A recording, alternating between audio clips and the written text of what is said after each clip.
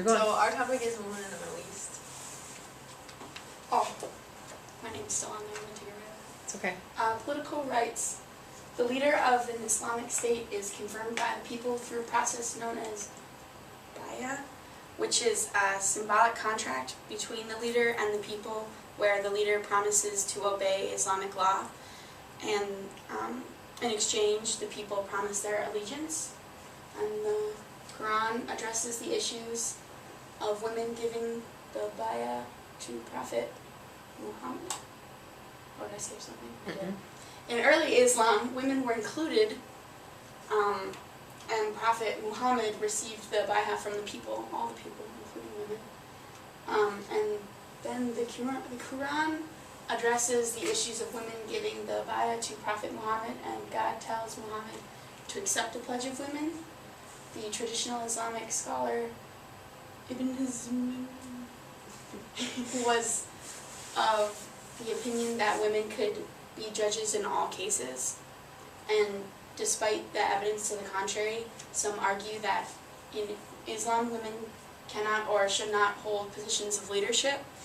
So even though history is basically telling them that women should, they're all just like, no.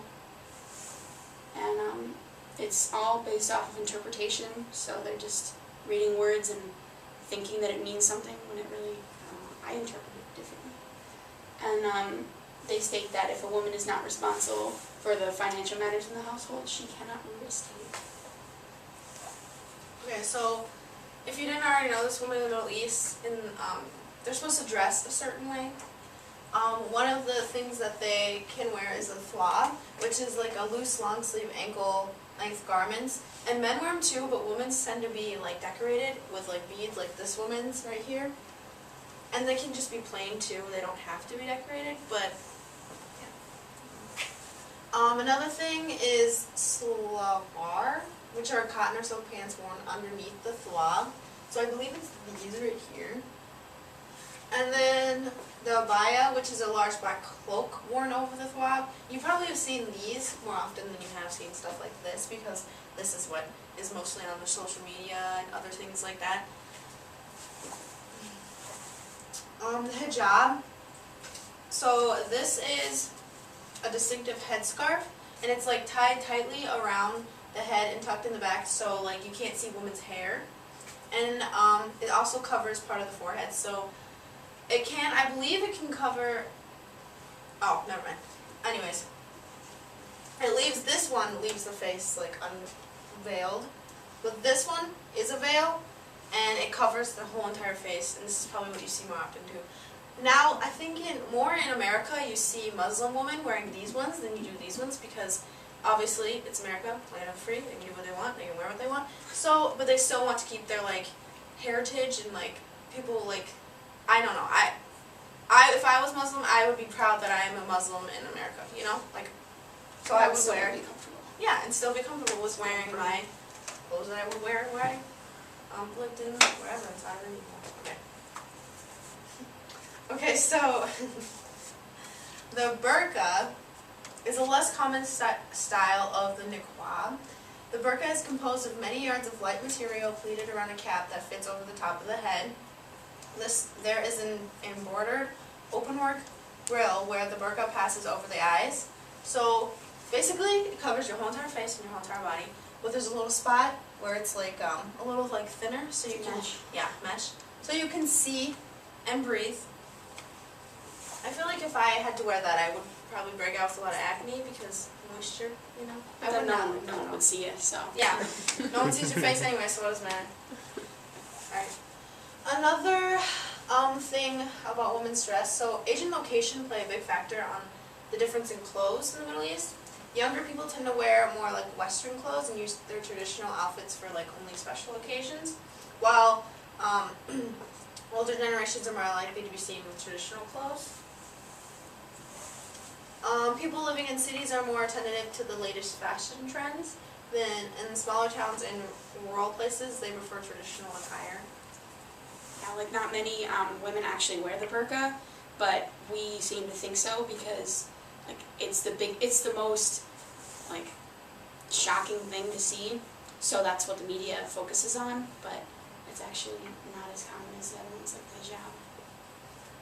Okay, social class is another factor. Designer clothes from the West are very popular among the middle and upper class, and traditional garments and conservative attires might be more easily found in popular neighborhoods. Another thing about this, okay, yeah, so they can, to tell like whether you're like rich or poor or in the middle class, whatever, you can usually tell because they'll have expensive handbags that are like designer, or designer like sunglasses to put on their face. And then this is if you can click on it. This is a poll. Okay, so let me scroll up a little bit so they can really see. So it's how people in Muslim countries prefer women to dress in public. So these are like the different places, and then right here is the poll. So as you can see right here, this is the first column, woman 1. She's wearing the one that covers her whole entire body. Yeah. And it's not as popular, but in Saudi Arabia, if you can see, it's really, and then as it goes on, you can just see how the numbers change in different places. And then if you go over to that way. Yeah, I did that. I was just going to say. Exit full screen. It is full screen. I don't know how to do that. That's all right. But yeah, I thought that was interesting.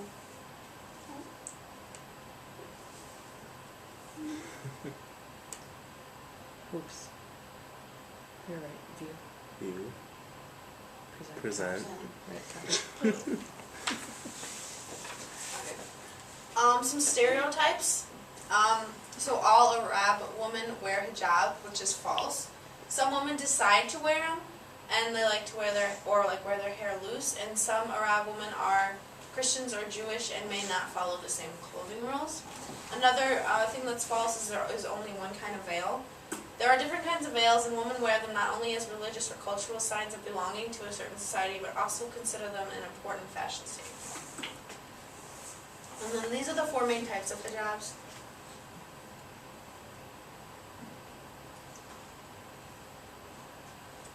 You just scroll down a little bit more. Right here. You go up. Oh, sorry, go down. Okay, so the shala. Wait, is it this one? Yeah. Right here? The shala, it's a one-piece veil, and it looks like a long scarf which is wrapped around the head and pinned up. It rests on the shoulders. It is usually worn on top of a cap or of a matching color. This is one, and then if you go down, this is another one. It's called the al-mara. It's a 2-piece veil. It's very easy to wear and made of a head cap and I don't know what that word is. The main difference between the shala and al-mara is the shape of the scarf. The niqab, which we talked about this one earlier, it's the face veil that is usually worn with a headscarf and tied behind the head. And then the last one is the khimar. It's a long veil which covers the head and the chest till the waist. The face, if you go up a little bit, the face is left like open, and it goes down to, well, for me, it probably is customized, like tailored to fit your body. Because if I wore that one, it'd probably be like down to my ankles, but yeah.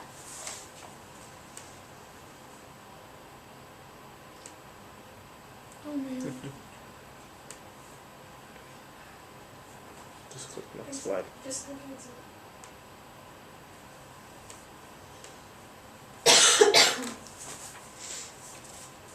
Okay, so women's education. There was a report, and they studied gender imbalances in education across the globe, and they found that 100 million women in low and middle income countries were unable to read a single sentence. In the Arab world, girls make up 60% of children out of school, the largest percentage of any regions in the report. So So yeah, as you can see, women don't generally go to school or learn any type of like reading.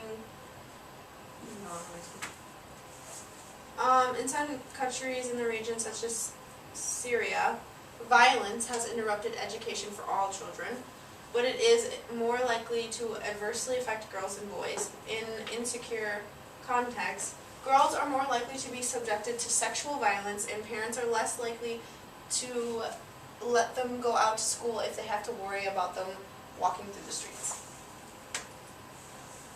Another thing that plays a role is poverty.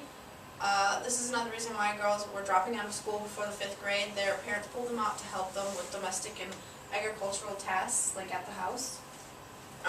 In some villages in the Middle East and North Africa regions, lack educators past certain grade levels, making it harder for students to pass a certain grade level. So like, let's just say after 5th grade, they don't have teachers for like 6th grade and on, so they just stop going to school. Over the last 4 decades, women have made great strides in a number of areas. They are healthier, far better educated, and now outnumber men at a university level. So this is like, that was the past, this is the future. Female employment. So, large majority of both women and men hope to attend college. The differences between the educational aspirations of women and men under 25 are not statistically significant among those satisfied with their current level of education. So this is a graph about like women and men's economical and educational status based on data. In Lebanon, it includes an analysis of women's economical status focusing on employment and benefit trends. So these are this one right here is graduated school. So for women 43%, for men it's 36 it looks like. And then college or university, women have a little bit more than men, not by much, this is like a percentage, 1%. And then the yellow is primary, intermediate, or secondary school. And then the red is, I have already completed as much education as I would like. And as from, I think that's, is that 19 or is that 20? 29. 29, okay. Yeah, so it's a little bit more for men. But as you can see, women are beating men in education now, which is good. I mean,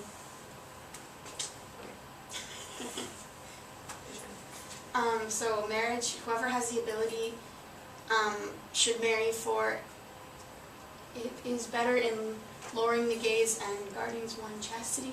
Whoever is not able, let him fast, for it is him a restraint. That was a quote by one of the like military leaders in Saudi Arabia. And basically, I'm not sure about other countries, but I know in Saudi Arabia, if to get two people to get married, so the man basically sees a woman and is interested in her, but usually he can't really see a whole lot of women, so he's more interested in her background and how much money her family has.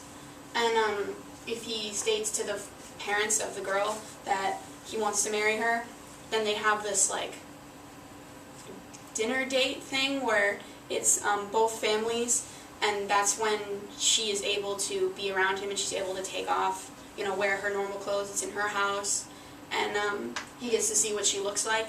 And then if he so chooses that he wants to marry her, then they continue with that, and she really doesn't have a say.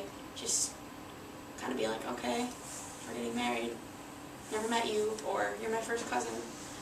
It depends on the parents or the man. You know, she has absolutely no say. And then after that, they get married, and usually after they get married, they live near the woman's parents' house for a long time, and then once they start their own family, they can move away and have their own life. and another thing is like, I don't know if you said this or not, but if the like man sees like wants to like talk to that woman like before he gets married, he has to go through the father first. Like he can't just go up to her and be like, hey, like, can you take your veil off so I can see what you look like, because I don't know if I want to marry you, like I heard you're really rich. Like they can't do that. They have to go to the father first and be like, I would like to pursue your wife, or your wife, Daughter. pursue your daughter or whatever. And then we watched this video about like housing, like what it was like for married women, and there's a lot of doors. in our house because men have to go through one door and women go through another. And women's is like usually more hidden because women aren't supposed to really be seen, especially if they're like wearing their normal clothes. They're not supposed to be seen out in public wearing their normal clothes. So that's why their doors are more hidden, because in their home they can dress how they like and wear what they like, you know.